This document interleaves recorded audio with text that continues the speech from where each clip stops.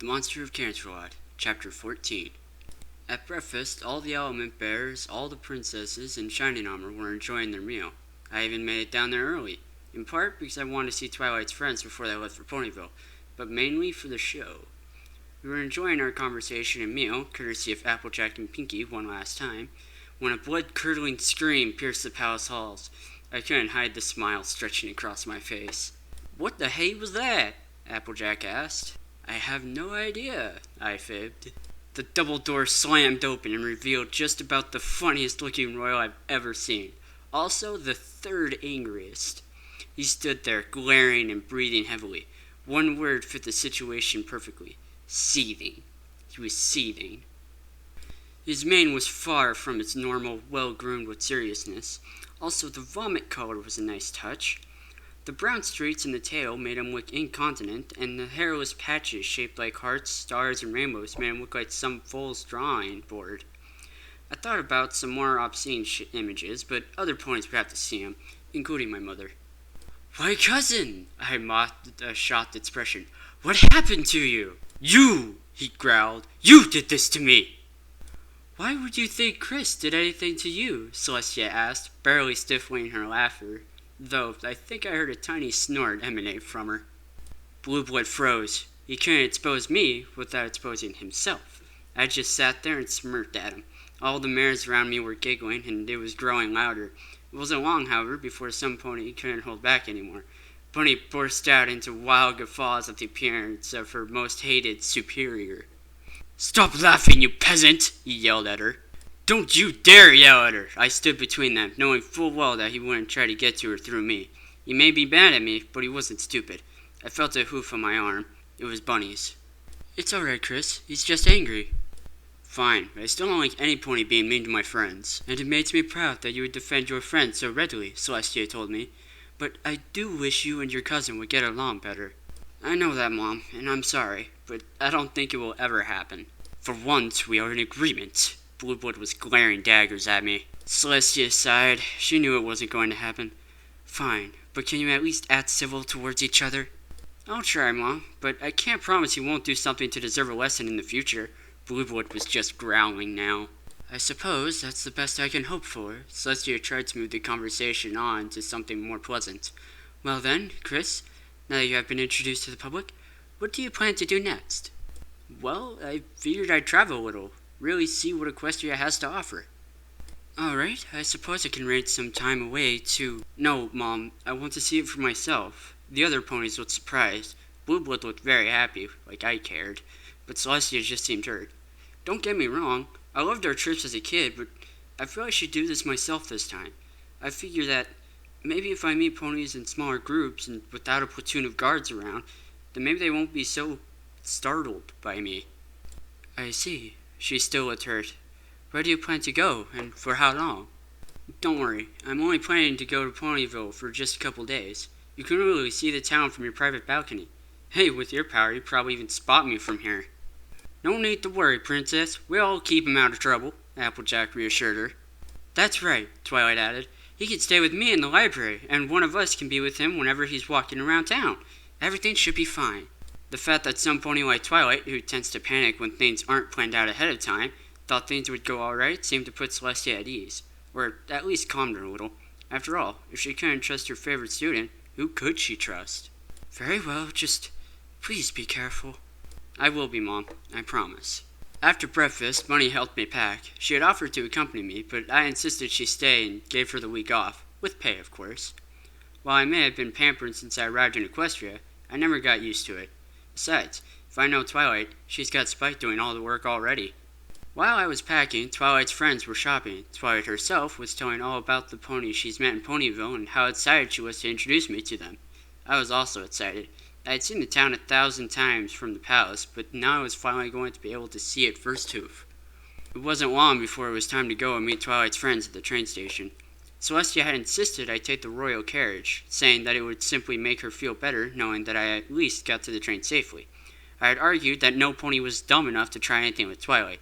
She cheated to win the argument. "Please, honey, for me?"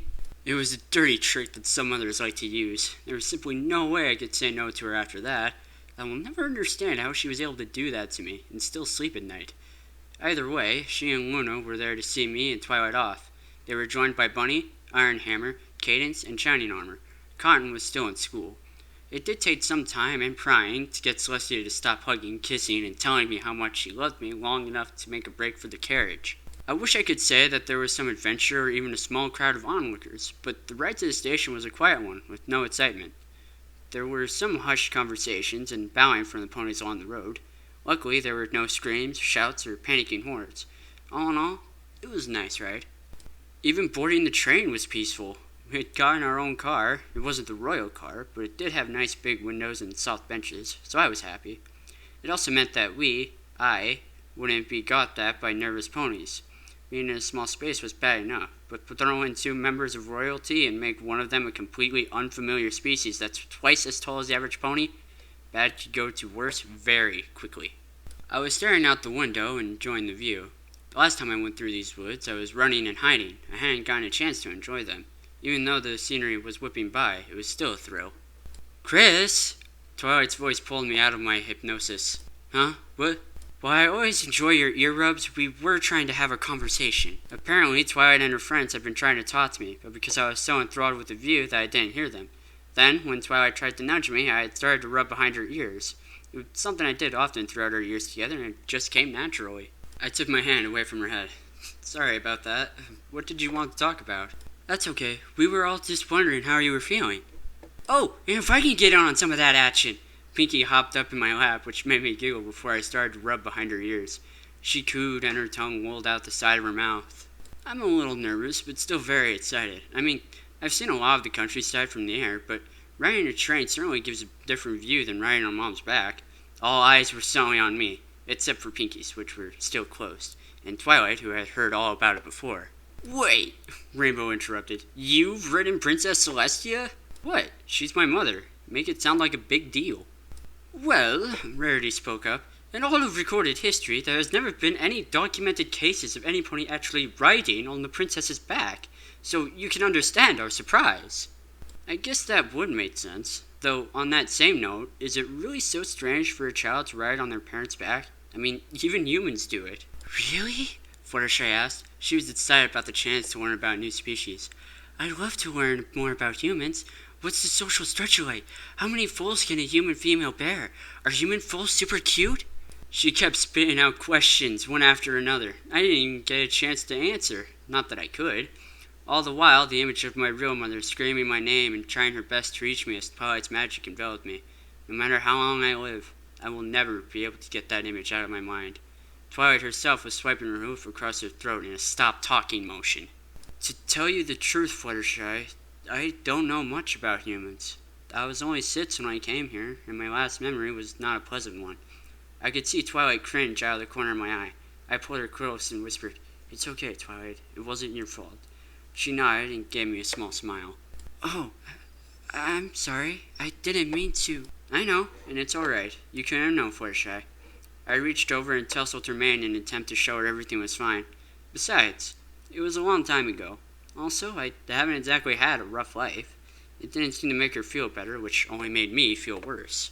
I moved Pinky to the side and slid off my seat onto my knees in front of Fluttershy. I then cupped her head in my hands and made her look into my eyes. Listen, it's okay. I'm not angry, upset, or sad. You couldn't have known it was a touchy subject. So please, don't worry about it. Don't blame yourself, and give me a smile. The corners of her mouth pulled back a little. Okay. Atta girl. I climbed back up in my seat, and Pinky immediately reclaimed my lap, and I resumed rubbing her ears. By the way, how much farther is it to Ponyville? I'm starting to get antsy. Just as I finished asking, we came around a bend in the track. The town was completely visible out the window of the car. It was different than the view from my balcony. It's true that a bird's eye view is unparalleled, but so is the view from the ground. Besides, from the air I wouldn't have been able to read the welcome banner. Wait, what? The train pulled into the station, and, as we disembarked, we were greeted by the sound of a, to be perfectly blunt, poorly organized band. There was a decent-sized crowd of ponies. A lot of them seemed nervous. Others were just barely putting on a brave face. A tan mare with a silver mane and tail and gold-rimmed glasses approached us and bowed before me. "Greetings, your highness. My name is Mare, and please allow me to welcome you to Ponyville." I thought she was going to rise again, but she remained glued to the ground. I looked around and noticed that, with the exception of the band, all the other ponies were also bowing. It made me very uncomfortable. I got down on my hands and knees right in front of the mare. "What are you looking for?" I whispered. The mare jumped back in surprise. I straightened up so I was sitting on my own heels. "Listen, Miss Mare, I really appreciate the effort you put into all this, but you don't need to stand on ceremony for me. Please, stand up." She did. "Good. Now, can you please tell me what this is all about?" "Well, you see, Princess Celestia sent me a message about your pending visit.